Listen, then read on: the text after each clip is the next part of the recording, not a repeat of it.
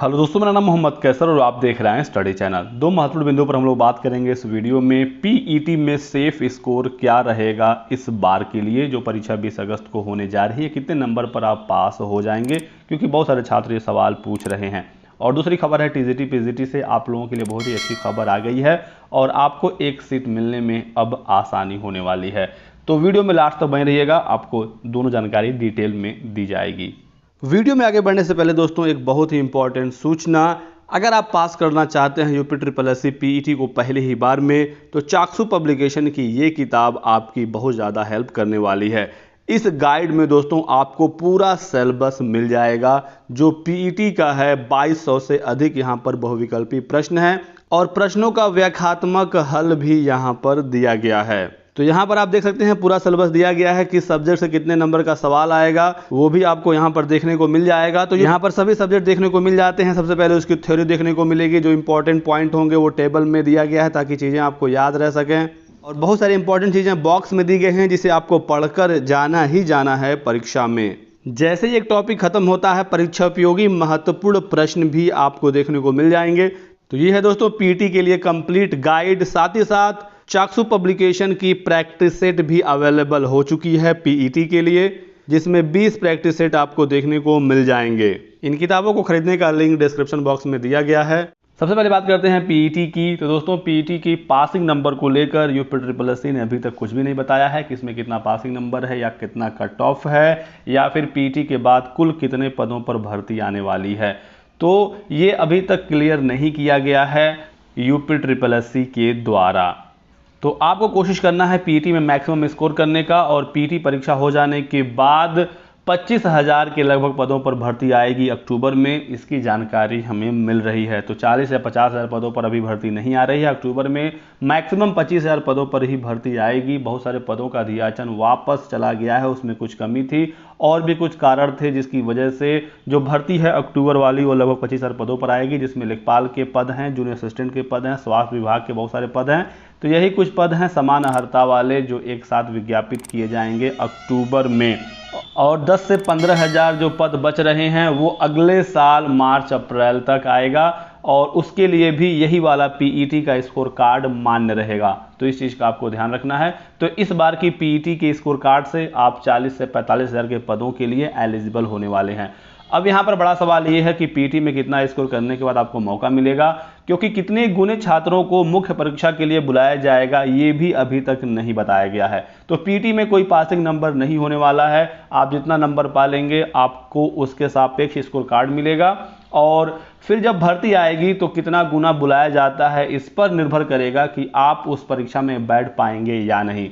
जैसे कि अक्टूबर में आने वाली जो भर्ती है लगभग 25,000 पदों पर है, और लगभग 13 गुना अभ्यर्थियों को मुख्य परीक्षा के लिए बुलाया जाएगा, जैसे लोक सेवा आयोग करता है पीसीएस वगैरह की परीक्षाओं में।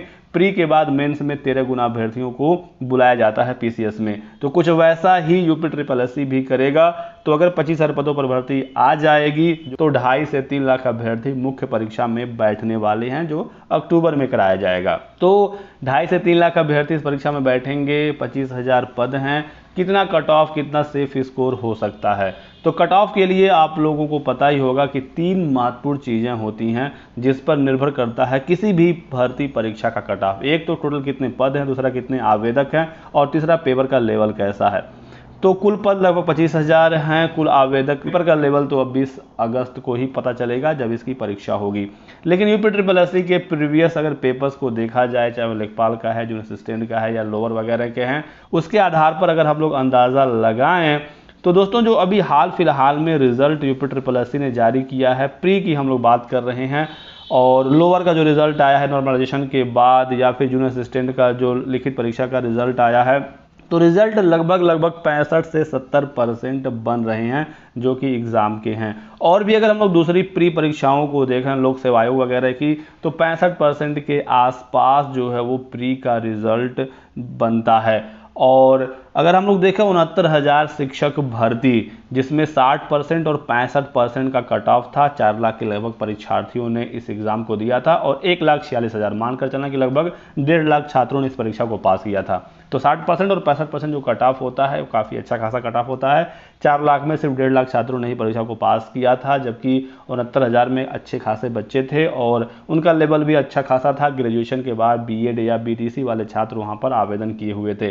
पेट में तो 10वीं योग्यता है, तो 10वीं 12वीं ग्रेजुएशन सब ने यहाँ पर आवेदन किया हुआ है। लेकिन बहुत भी अच्छे खासे भी बच्चे यहाँ पर हैं, क्योंकि लोअर वगैरह की भर्तियाँ हैं जहाँ पर बहुत अच्छे अच्छे पद आते हैं। यूपी SSSC से 4200 पे ग्रेड की भी भर्तियाँ यूपी SSSC कराता है। तो यहाँ पर दोस्तों अगर आप सारी चीज़ों को देखेंगे और एनालिसिस करेंगे तो लगभग 65% जो है वो नंबर अगर आप ला लेते हैं तो आपको मुख्य परीक्षा में बैठने का मौका जरूर मिलेगा। यानी कि 100 नंबर का आपका पेपर है तो 65 नंबर, अगर 70 या उसके ऊपर जाते हैं तब तो 100% आप मेंस की परीक्षा में बैठेंगे ही बैठेंगे। लेकिन 65 पर भी मौका मिलेगा और 65 के थोड़ा बहुत 1-2 नंबर नीचे भी जा सकता है, क्योंकि पहली बार पीईटी की परीक्षा हो रही है। कोई भी एग्ज़ाम जब पहली बार होता है तो उसका जो नंबर है कट ऑफ है वो ज़्यादा नहीं जाता है, क्योंकि पैटर्न बिल्कुल अलग है यूपी SSSC की पिछली भर्तियों से। यहाँ पर इंग्लिश भी आएगा, कंप्यूटर, रीजनिंग, मैथ सब कुछ यहाँ पर आएंगे। तो पहली बार हमेशा से जो पासिंग नंबर या कट ऑफ जो भी कहें वो कम ही रहता है। चाहे आप यूपी SSSC के ही शुरुआत की परीक्षाएं देख लें, काफ़ी कम कट ऑफ उस समय जाते थे। यूपी टेट सी टेट आप देख लेंगे, शुरुआत में काफ़ी कम बच्चे पास होते थे। अब तो लाखों लाखों में छात्र, 10 लाख 15 लाख छात्र पास हो जा रहे हैं सी टेट और यूपी टेट। तो अब दोस्तों आपको इस चीज़ का ध्यान रखना है, तैयारी में आपको लग जाना है। और पीईटी अगर आप पहली बार में पास कर लेते हैं, जो 20 अगस्त को होने जा रहा है, तो नौकरी पाना आपके लिए बहुत ही आसान हो जाएगा, क्योंकि 25,000 तुरंत भर्ती निकलेगी, उसके बाद फिर 15,000 के लगभग भर्ती निकलेगी। तो आपको बहुत सारी भर्तियों में बैठने का मौका मिल जाएगा। बाद में फिर पीटी में भी काफ़ी कंपटीशन होगा। जब इसका पैटर्न पता चल जाएगा, गाइड वगैरह, प्रीवियस ईयर, दुनिया भर की चीज़ें आ जाएंगी, तो फिर इसका भी जो कट ऑफ है वो बढ़ने लगेगा। तो पहली बार में आपको इस एग्ज़ाम को पास करना बहुत ज़रूरी होगा। तो 65+ का एम आपको लेकर चलना है पीटी में। बात करते हैं अब हम लोग टीजीटी पीजीटी की परीक्षा के बारे में। टीजीटी पीजीटी से दोस्तों अच्छी खबर आ रही है। पता चल गया कि 16,000 तदर्थ शिक्षकों ने इस बार फॉर्म भरा है। तो अभी तक चयन बोर्ड ने ऑफिशियली नहीं बताया है कि कितने तदर्थ शिक्षक कुल कार्यरत हैं उत्तर प्रदेश में और कितनों ने फॉर्म भरा है, लेकिन खबर आ गई है कि 16,000 तदर्थ शिक्षकों ने फॉर्म भरा है। और आप यहां पर ये न्यूज़ की आर्टिकल पढ़ सकते हैं। यही खबर आप लाइव हिंदुस्तान की वेबसाइट पर भी देख पाएंगे कि प्रदेश के 16,000 तदर्थ शिक्षकों की सेवाओं पर संकट इसलिए क्योंकि अगर ये तदर्थ शिक्षक अगस्त में होने वाली टीजीटी पीजीटी परीक्षा में पास नहीं होते हैं तो इनको नौकरी से हाथ धोना पड़ेगा। तदर्थ शिक्षकों को सुप्रीम कोर्ट ने साफ साफ कह दिया है कि अगर आप अपनी परीक्षा को पास नहीं करेंगे तो आपको नौकरी से निकाल दिया जाएगा, वेतन वगैरह आपको नहीं मिलेगा। तो अब 16,000 की संख्या पता चल गई है। अभी तदर्थ शिक्षकों की कुल संख्या इससे काफ़ी ज़्यादा है। लगभग 34,000 युवा मंच ने दावा किया है कि कुल उत्तर प्रदेश में तदर्थ शिक्षक कार्यरत हैं, जिसमें से सिर्फ 16,000 ने ही फॉर्म भरा है। अब उन शिक्षकों ने फॉर्म भरा है जिनको थोड़ा बहुत कॉन्फिडेंस था कि हम परीक्षा पास कर लेंगे, या फिर कुछ सेटिंग वगैरह जुगाड़ वगैरह के चक्कर में भी बहुत सारे तदर्थों ने आवेदन किया हुआ है, और जिनको 100% श्योर था कि हम फॉर्म भरेंगे तो फेल ही हो जाएंगे, उन्होंने फॉर्म नहीं भरा है। और वो लोग अपना सैलरी अभी भी उठा रहे हैं। उनकी कोशिश ये है कि किसी तरह से भर्ती को फंसा दिया जाए और उनकी सैलरी आती रहे, और बाद में कुछ सिस्टम जुगाड़ लगाकर वो नियमित होने की कोशिश कर रहे हैं। लेकिन सुप्रीम कोर्ट ने साफ साफ कह दिया है कि 2000 के बाद जितने भी तदर्थ शिक्षकों को नियुक्ति मिली है उनको पेपर देना होगा। उनको भारांक दिया जा रहा है, लेकिन भारांक के साथ भी ये तदर्थ शिक्षक अपने आप को पास नहीं कर पाएंगे। ये खुद परेशान है। ये चाहते थे कि परीक्षा ही ना हो, लेकिन बहुत ही प्रेशर के साथ सुप्रीम कोर्ट ने कहा है, तब ये परीक्षाएं हो रही हैं। इसी के साथ साथ सुप्रीम कोर्ट ने यह भी कहा कि कोई तदर्थ शिक्षक अगर अपने पद पर नियुक्त नहीं हो पाता है तो उस पद को सामान्य अभ्यर्थियों को दे दिया जाए। यानी कि 15,000 पदों पर लगभग भर्ती आई हुई है। 16,000 तदर्थ शिक्षकों ने आवेदन किया है, यानी कि कुल 31,000 के पदों पर भर्ती होगी। तो ये एक बहुत ही अच्छी खबर है, क्योंकि 16,000 तदर्थों ने आवेदन किया है तो सब के सब तो सेलेक्ट होंगे नहीं। बहुत सारे पद यहाँ पर खाली होंगे जो सामान्य अभ्यर्थियों को दिया जाएगा। चयन बोर्ड की तरफ से भी आश्वासन दिया गया है कि तदर्थ शिक्षकों के पदों को जोड़ दिया जाएगा। लेकिन अभी तक ऑफिशियल नोटिफिकेशन में या किसी विज्ञप्ति में चयन बोर्ड द्वारा ये नहीं बताया गया है कि किस तरह से ये जोड़ेंगे भी या नहीं जोड़ेंगे, लेकिन मौखिक आश्वासन दिया गया है और उम्मीद है कि तदर्थ शिक्षकों के पदों पर नॉर्मल जो सामान्य अभ्यर्थी है उसको चयन मिल जाएगा। अगर ऐसा होता है तो बहुत ही अच्छी यहाँ पर राहत की खबर रहेगी। इसी के साथ साथ ये भी आरोप लगाया जा रहा है कि तदर्थ शिक्षकों के प्रेशर में ही जो परीक्षा केंद्र हैं उसे मंडल मुख्यालयों से हटाकर सभी जिलों में बनाया जा रहा है, ताकि ये तदर्थ शिक्षक नकल करके परीक्षा पास कर लें।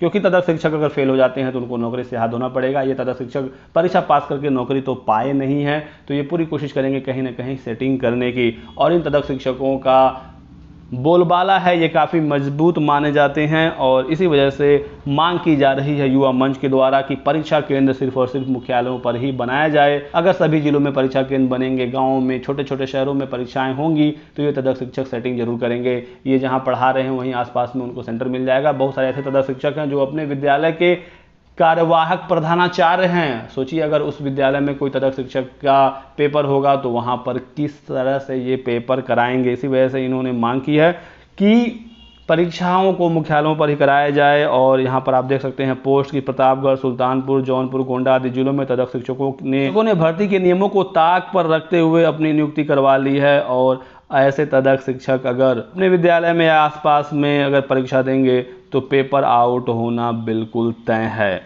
इसी को लेकर कल युवा मंच 11 बजे पहुंचने वाला है माध्यमिक शिक्षा सेवा चयन बोर्ड। अगर आप भी चाहते हैं तो उनका सपोर्ट करिए, आप भी पहुंचिए। अगर आप पहुंच सकते हैं तो मांग यही होगी कि परीक्षा को सिर्फ मंडल मुख्यालयों पर ही कराया जाए और तदर्थ शिक्षकों के जो पद हैं उसे मूल विज्ञापन में जोड़ा जाए। साथ ही साथ जो पुराने रिजल्ट फंसे हुए हैं सामाजिक अध्ययन और कला वगैरह के, उनको जारी किया जाए, प्रतीक्षा सूची जारी किया जाए। लेकिन मुख्य मांग यही होगी कि परीक्षा केंद्र सिर्फ और सिर्फ मुख्यालयों पर ही बनाया जाए, या फिर अगर कुछ जनपदों में परीक्षा केंद्र बनता भी है तो ऐसे जिलों में परीक्षा केंद्र बिल्कुल न बनाया जाए जहां पर तदर्थ शिक्षकों की संख्या ज़्यादा है। अंतर जनपदीय जिले का व्यवस्था किया जाना चाहिए ताकि परीक्षा में कोई गड़बड़ी ना हो। बाकी सारी चीज़ें तो चयन बोर्ड देख रहा है और परीक्षा में कोई गड़बड़ी ना हो इसका ध्यान रखा जा रहा है। तय समय पर 7 और 8 अगस्त को टीजीटी और 17 और 18 अगस्त को पीजीटी की परीक्षा होनी है। नकल से बचाने के लिए सख्ती अपनाई जाएगी।